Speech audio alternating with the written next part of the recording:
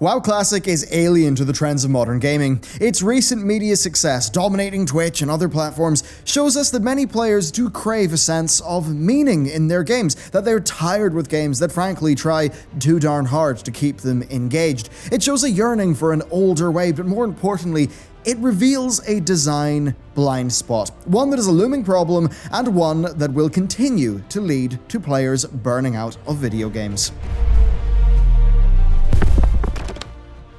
Hey everyone, and welcome back to another deep dive episode, the weekly show where we examine the ideas and the practices that drive the industry.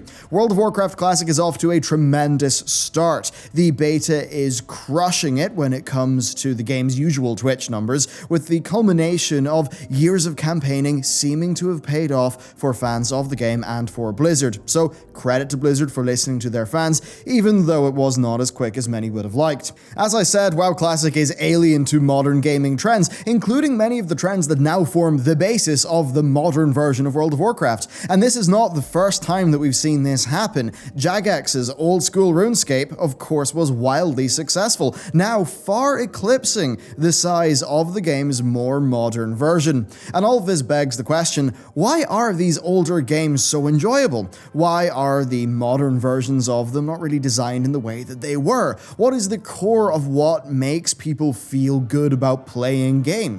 Well, for that, I'll need my copy of Ray Dalio's Principles. It's one of my favorite books, and yes, I am bringing a business management book from a hedge fund manager into a gaming video. Work Principle 2, cultivate meaningful work and meaningful relationships. Meaningful work, meaningful relationships. I would argue that those things are the pillars of what made World of Warcraft successful. It was never successful because it had hyper-engaging, fun gameplay. It was successful because people felt like their work in the game built towards something important, and that their social bonds within the game meant something. If a game is to be played for thousands of hours, then it had better fulfill the requirements of meaningful work and meaningful relationship, for those are the things that provide a lasting benefit, far more than just a quick hit of fun.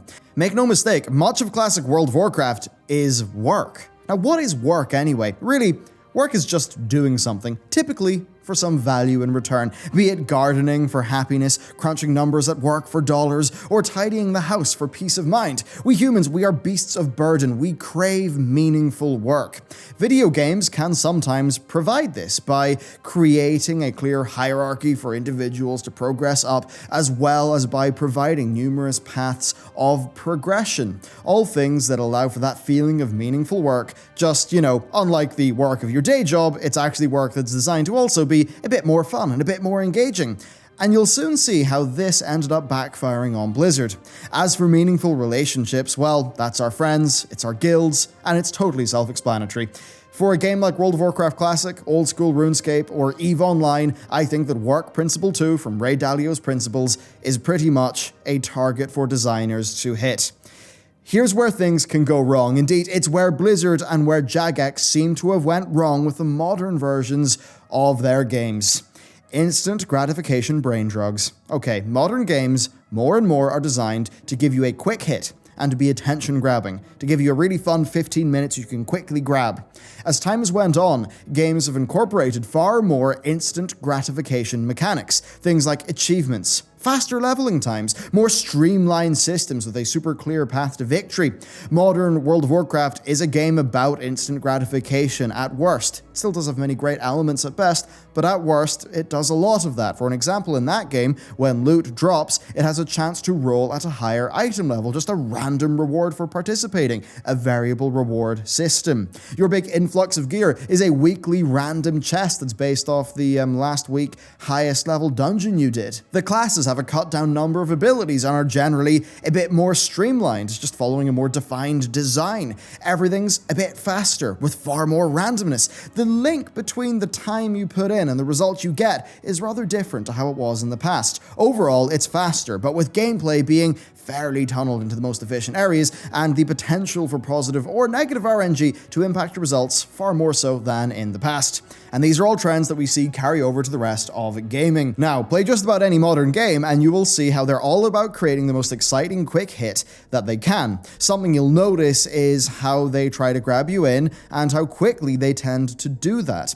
It's often through fast initial progression, various bonuses, that sort of thing, essentially a highly juiced progression system that's front-loaded, plus longer-term consistent rewards such as Overwatch's loot crates. Why lean so hard into these things instead of just the core gameplay being its own reward? Well, more so than ever, games are competing for watch time. They're competing against each other, they're competing against Netflix, companies are going for grand mono-game live service plans that hook you for an extremely long period of time. You get the picture. More than ever, we are constantly bombarded and overstimulated by things that are trying to worm their way into our brains. And really, here's the fundamental issue that we come up against here. One that may explain how many gamers often feel these days. That strange feeling of being excited about a game, playing it for maybe 10 hours, and then just having the glass shatter, with all motivation dissipating. I'm sure you've all felt that.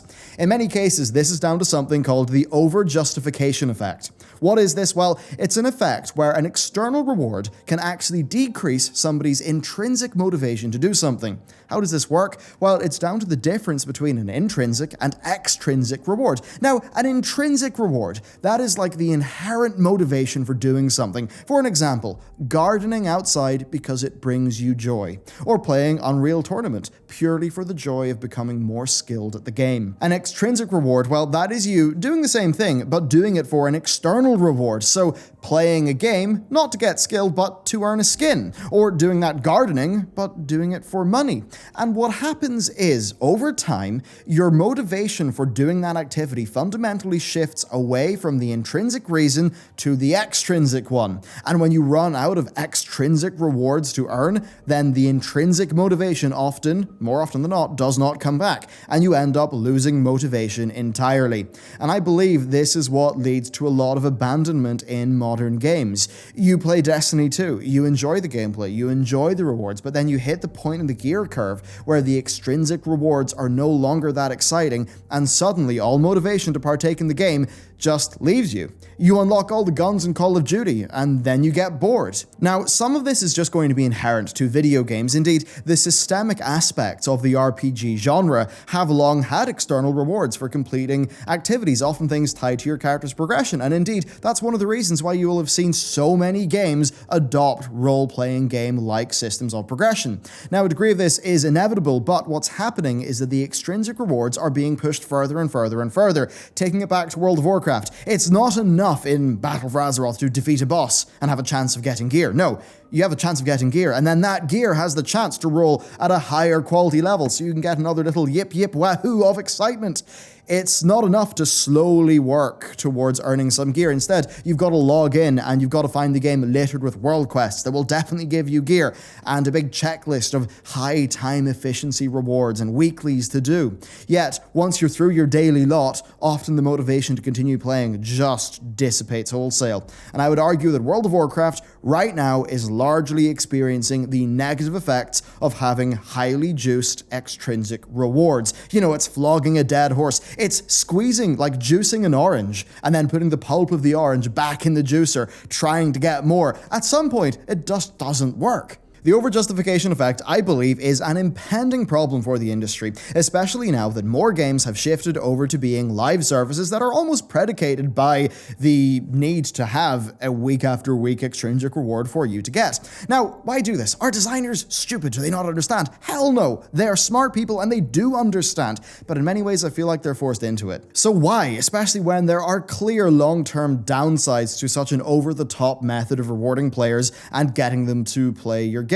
Well, the thing is that those highly juiced extrinsic reward systems, they're great at grabbing players' attention, giving them instant gratification, and giving them a strong initial experience. In World of Warcraft, you hit max level and you quickly get a whole bunch of gear. It's fun. In Destiny, you hit the soft cap, you get a bunch of gear. It's fun. A designer may know that they can't push that system too far, but they also know that they are in competition with games that will push as hard as they can with instant gratification. In the battle for watch time and initial success, you've got to use every single trick in the book, and that's why I think a lot of designers feel pigeonholed into using these systems. Now, contrast it to Classic WoW or to RuneScape 2007. Back in Classic, well, it was just very slow. Bosses dropped less loot, but there was no RNG past the bit of loot dropping. Same goes for leveling, it was slow, dungeons, it was all a lot slower, all of that stuff. It was a slow burn, and the social dynamics were totally different. You were locked onto your server with a limited number of people you could play with. The social dynamics mattered a lot more. Guilds mattered a lot more. There were no matchmaking features. Everything was manual, all in a shared world with no sharding. Extrinsic rewards did exist, and it was a finite game, but the pacing was a good bit slower. And because of the solid enough content and the emphasis and team play, Classic was able to provide what I mentioned at the start of this video as being a pillar of a long-lasting game: the ability to provide and maintain meaningful work and meaningful relationships. Old school RuneScape actually has a massive advantage over Classic WoW in my book, and that is that it's more of a sandbox. Sure, Classic is more of a sandbox than Battle for Azeroth, the most recent WoW expansion, but it's fundamentally a theme park MMO. Old school RuneScape has a more vibrant economy and player-driven systems, and while it does have some theme park elements, that sandbox can keep it ticking on the back of player-generated interactions for far longer. I think the ultimate example of all this is EVE Online. Yes, it's a niche game, but it's a game that's had a remarkably consistent number of players for a long time, averaging 35k players online for the last 4 years, showing incredible retention. So in a world where EVE is just so consistent, where old school RuneScape is doing better than modern RuneScape, and WoW Classic seems to be trending so well, why do we not see more games designed like that? Well, I think there's a large problem, sort of attention economy, attention competition. Those short-term hits from many of the modern games, they're really potent. They are hard for a purposefully designed slow burn game to compete against. A game just like WoW Classic would probably struggle, but the thing is that with WoW Classic, people have already bought into the notion of it because of their history with the game. They're already on board, and the same goes for old school RuneScape. It seems like going to extreme lengths to win the attention economy will often come at the expense of a game's ability to, over the long term, provide meaningful work and meaningful relationships to their players. Now, all of that said, and this might seem a bit grim, but I don't think it's all bad, Classic shows us a hunger for the old, more intrinsically motivated way. Indeed, players seem to be getting tired of being bombarded with all the attention-grabbing, very transparent psychological tricks of many modern titles. Indies certainly do seem to be filling the gap well, and who knows, if WoW Classic continues to do well, perhaps Blizzard will learn. They certainly have suggested that they are paying close attention to WoW Classic and they're thinking about what they can learn from it, and maybe other companies will sort of catch the hint. I'd love to know what you think about this, about the meaningful work and the meaningful relationships and the over-justification effect. For me, have you ever had that feeling? It's just you play a game, you're super motivated, and suddenly the glass shatters. And maybe you feel like me that this just happens more and more these days than it sort of did in the past. Is that rose-tinted goggles? Or is that design trends shifting over time and being more engaging up front, but somehow just losing that long-lasting appeal? I'm not 100% sure on the last point, so please let me know what you think. A massive thank you to everyone who supports this channel, especially the patrons who especially make the deep dive series possible to do. And just thank you very much for watching. And with that, I'll see you next time.